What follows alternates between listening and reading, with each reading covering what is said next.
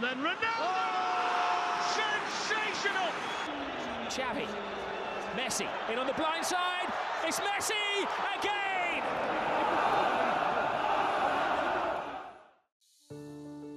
Selalu inovatif, flamboyan, dan tidak takut akan resiko adalah karakter yang ditunjukkan oleh Derek Dougan. Sejak mengambil alih sebagai Chief Executive di Catering FC, Dougan telah membuat kesepakatan dengan perusahaan lokal Catering Tires Ltd untuk menempelkan nama mereka di bagian depan baju pemain catering. Pertandingan pada 24 Januari tahun 1976 antara Catering Town dan Bath City menjadi laga perdana untuk hak istimewa itu.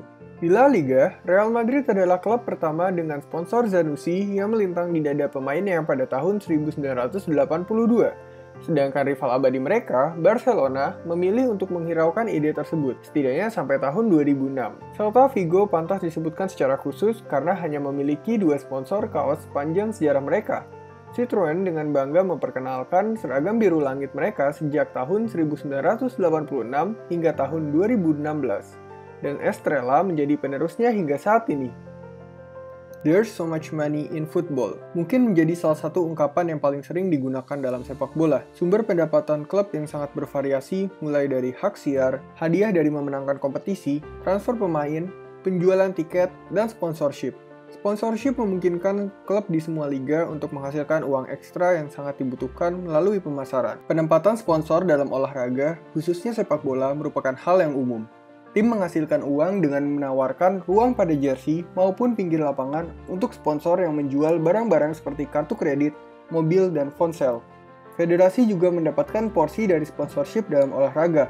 Pada tahun 2014, FIFA memiliki total 22 sponsor termasuk 6 mitra global yaitu Adidas, Coca-Cola, Hyundai Kia, Emirates, Visa, dan Sony.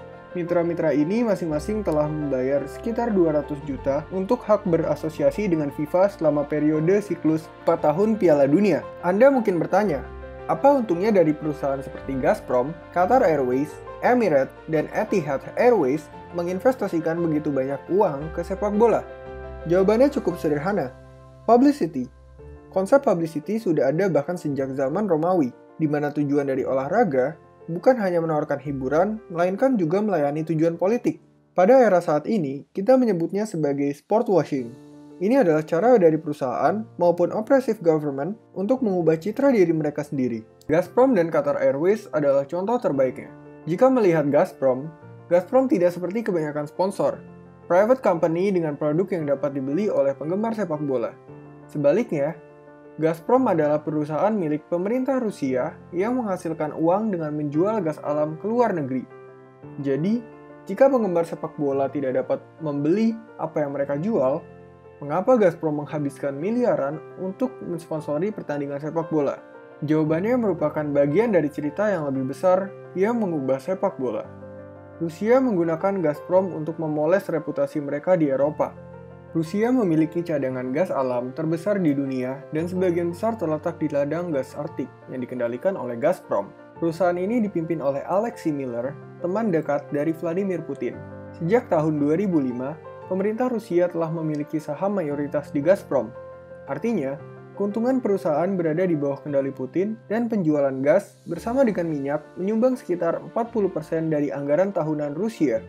Peta ini menunjukkan betapa bergantungnya berbagai negara-negara Eropa menggunakan gas Rusia, dan Anda dapat melihat bahwa negara-negara Eropa Timur lebih bergantung daripada negara-negara yang berada di Barat. Pada akhir abad ke-20, Jerman merupakan peluang terbesar bagi Gazprom. Kanselir Jerman Gerhard Schröder telah mengumumkan rencana untuk menghentikan pembangkit listrik tenaga batu bara dan tenaga nuklir, yang berarti Jerman akan membutuhkan lebih banyak gas alam untuk mempertahankan pasokan energi mereka. Gazprom ingin menyalurkan produknya kepada mereka, tetapi terdapat masalah.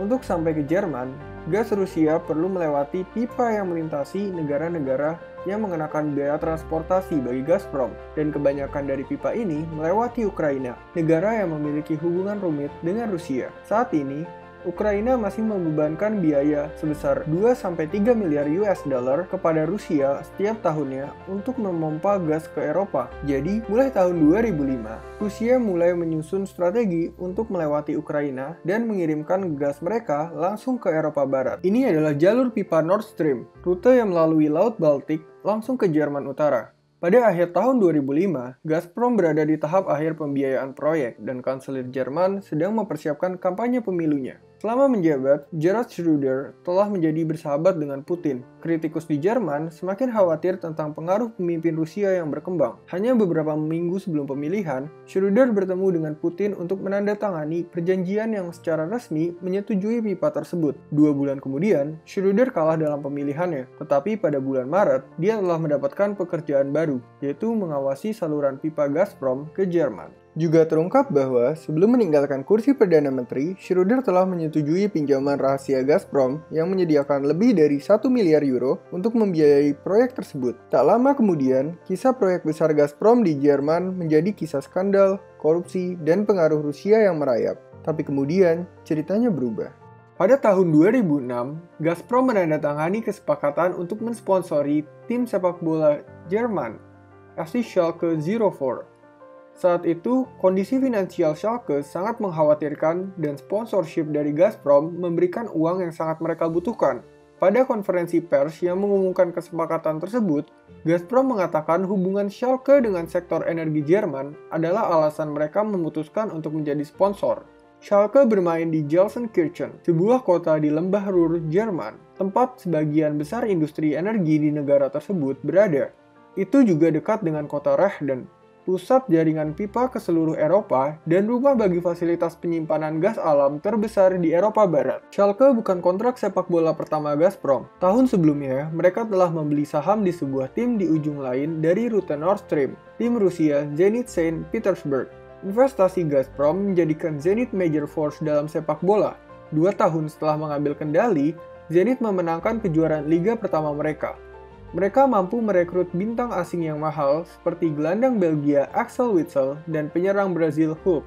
Gazprom menggunakan Zenit untuk aksi pemasaran mereka, seperti membuat pemain berlatih di sisi platform gas lepas pantai mereka. Pada tahun 2006, saat logo Gazprom ditampilkan di Stadion Schalke, headline utama media Jerman memuji raksasa gas Rusia karena memompa investasi jutaan dolar ke dalam FC Schalke. Untuk merayakan kesepakatan itu, jersey baru Schalke diresmikan dalam sebuah upacara sebelum Schalke dan Zenit memainkan pertandingan persahabatan di Rusia. Dan selama beberapa tahun ke depan, logo Gazprom akan menjadi simbol tim yang ditampilkan di pertandingan Schalke dan dicetak pada merchandise resmi. Schalke juga memenangkan kejuaraan pada tahun 2011 dan saat itu Nord Stream telah selesai, serta Gerhard Schröder, Angela Merkel, dan pejabat Eropa lainnya berkumpul untuk merayakan Gazprom yang mulai memompa gas ke Jerman. Gazprom terus meningkatkan akses mereka ke Eropa dengan membangun Nord Stream 2, pipa kedua yang menggandakan aliran gas dari Rusia ke Jerman. Gazprom juga telah memperluas dinasti sepak bola mereka untuk memasukkan kemitraan energi dengan klub sepak bola Chelsea, Liga Champions, dan turnamen olahraga paling prestisius FIFA World Cup. Sponsor ini telah membuat logo Gazprom tidak hanya dikenal oleh penggemar di Eropa, tetapi juga di seluruh dunia. Dan, sementara aktivis iklim seperti Greenpeace telah melakukan protes untuk menunjukkan ancaman Gazprom terhadap sumber daya Arktik, Gazprom tidak kesulitan memperbarui sponsor mereka. Sekarang, Rusia mengendalikan hampir setengah dari gas yang dikonsumsi oleh Eropa dan negara-negara lain belajar dari contoh mereka. Etihad, Emirates, dan Qatar Airways semuanya dimiliki oleh negara-negara Timur Tengah dengan kepentingan yang lebih dari sekedar penjualan tiket pesawat, seperti yang ditunjukkan oleh contoh Gazprom, menjadi sponsor klub sepak bola terkemuka menawarkan jalan keluar dari publisitas buruk dengan memenangkan persetujuan fans di lapangan. Para penggemar sepak bola dapat berada di dilema moral dengan kehadiran petrodolar dan sports washing. Mari melihat Qatar. Qatar tidak hanya membeli sebuah tim, tetapi juga membiayai transfer pemainnya, mendirikan saluran TV olahraga, dan bahkan mendapatkan hak untuk menjadi tuan rumah turnamen Piala Dunia 2022. Jika Anda seorang penggemar sepak bola, itu bisa terasa seperti peluang besar. Uang mereka membantu tim Anda memenangkan turnamen besar, Tetapi hal ini mulai mengubah olahraga itu sendiri. Hal paling kontroversial selanjutnya adalah akuisisi Newcastle oleh Arab Saudi melalui PIF. Arab Saudi telah dituduh melakukan pelanggaran hak asasi manusia dan baru-baru ini terlibat dalam sengketa hak cipta akibat illegal streaming. Lalu apa hubungannya akuisisi klub sepak bola oleh negara-negara Timur Tengah ini? Untuk menjawabnya, kita harus melihat apa yang terjadi di negara mereka. Negara-negara tersebut telah dituduh melakukan banyak pelanggaran hak asasi manusia. Qatar memiliki masalah serius seperti negara-negara Teluk lainnya, yaitu pelanggaran hak-hak pekerja migran. Perlakuan terhadap pekerja migran di negara-negara Teluk dan di Qatar termasuk perbuatan keji. Beberapa orang telah membicarakannya sebagai bentuk perbudakan modern, dan ini menjadi jauh lebih terlihat karena tawarannya yang berhasil menjadi tuan rumah Piala Dunia 2022. Mereka membawa ratusan ribu pekerja migran untuk memungkinkan pemenuhan seluruh infrastruktur mereka dan membangun banyak stadion sepak bola baru. Hal-hal inilah yang menjadi pertanyaan yang mengubah sepak bola. Bagaimana catatan hak asasi manusia Arab Saudi dan negara-negara Teluk lainnya akan tercermin pada klub, kompetisi, dan sepak bola itu secara keseluruhan?